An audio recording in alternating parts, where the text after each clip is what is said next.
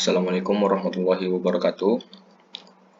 Kembali lagi dengan saya Hasan Azumardi Azra dengan NIM H0712110076. Kali ini saya akan membawakan materi dari pertemuan minggu ke-6 atau RPS ke-6 yang terdiri dari beberapa submateri. Yang pertama yaitu manajemen data. Manajemen data adalah suatu kegiatan manajerial yang menggunakan teknologi sistem informasi dalam menjalankan tugas mengelola data agar bisa memenuhi keperluan informasi yang diperlukan oleh seluruh stakeholder. Manajemen data akan memastikan seluruh data secara aktual, akurat, aman, dan juga tersedia untuk semua pihak yang memiliki kepentingan.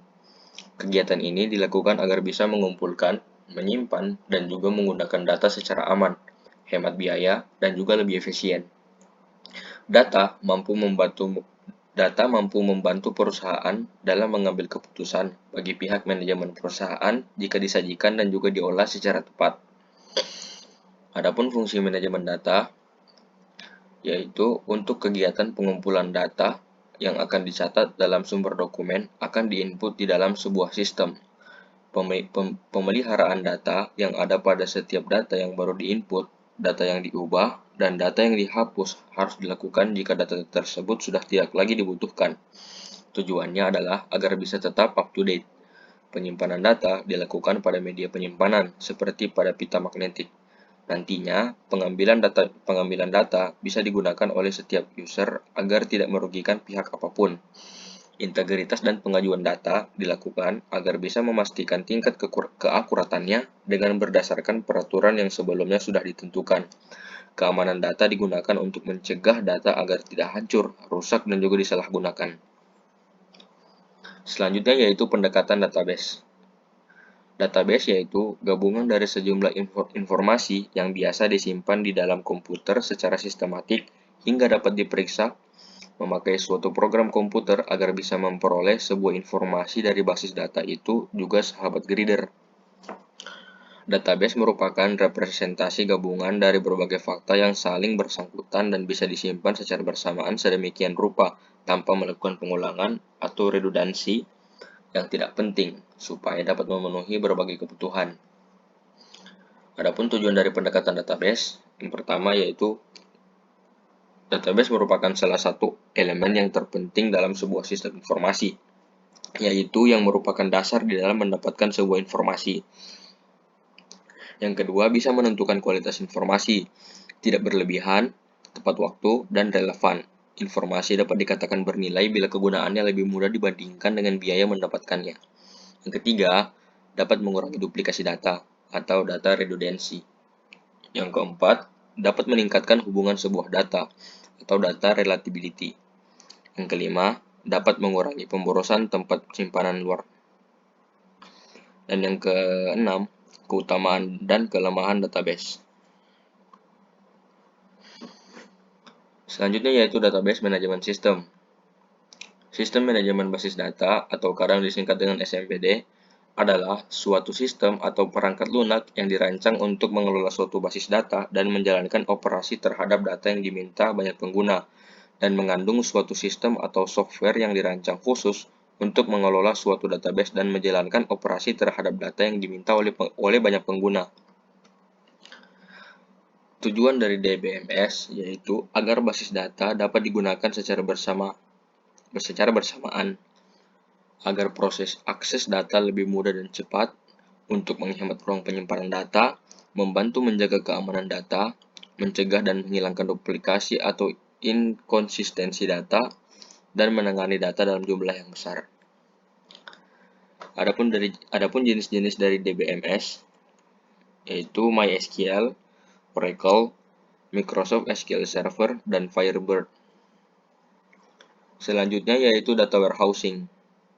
Data warehouse adalah database yang didesain khusus untuk mengerjakan proses query, membuat laporan dan analisa.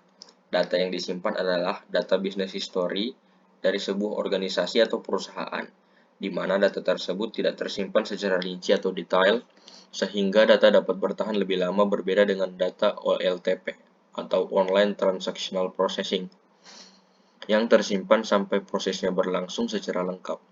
Data warehouse juga merupakan salah satu sistem pendukung keputusan, yaitu dengan menyimpan data dari berbagai sumber, mengorganisasikannya, dan dianalisa oleh para pengambil kebijakan. Adapun fungsi data warehousing yaitu menyimpan deretan data masa lalu yang lengkap, bisa digunakan untuk memprediksi pola masa depan, akses cepat dan terstruktur ke data, memberi informasi yang konsisten untuk semua pihak sebagai integrasi data, dan mengurangi proses analis berulang. Selanjutnya yaitu data governance. Data governance adalah sebuah sistem yang dirancang untuk menentukan personel di dalam perusahaan yang memiliki otoritas dan kendali atas aset data dan bagaimana aset-aset tersebut dapat digunakan. Sistem ini menentukan individu, proses, dan teknologi yang diperlukan untuk mengelola dan melindungi aset data milik perusahaan. Sistem juga akan secara otomatis menjelaskan cara terbaik agar perusahaan dapat meraih untung dari proses dan tanggung jawab yang konsisten dan umum. Di dalam dunia yang kini sudah serba digital, strategi data governance yang dibuat dengan baik sifatnya sangat penting bagi setiap perusahaan, terutama yang bekerja dengan big data. Adapun manfaat dari data governance yaitu pemahaman umum tentang data, peningkatan kualitas data, memberikan perspektif baru dari setiap pelanggan dan entitas bisnis lainnya, sistem pengelolaan kepatuhan dan risk management yang konsisten, dan yang terakhir kualitas manajemen data yang lebih baik. Selanjutnya yaitu knowledge management. Knowledge management adalah suatu teori pengelolaan ilmu pengetahuan yang sangat penting dan sangat berguna untuk siapa saja yang ingin memulai bisnis. Hal ini sangat penting karena setiap pemula atau orang yang baru memulai bisnis memerlukan banyak wawasan dan pengetahuan. Pengetahuan yang sudah diperoleh tersebut harus bisa dikelola dengan baik agar bisnisnya bisa berkembang.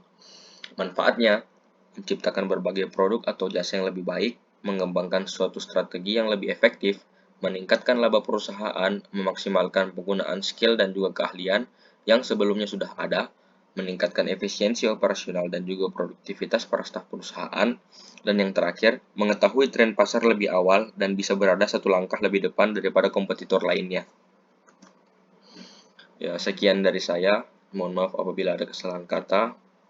Terima kasih atas waktunya. Assalamualaikum warahmatullahi wabarakatuh. I'ma fuck up my life.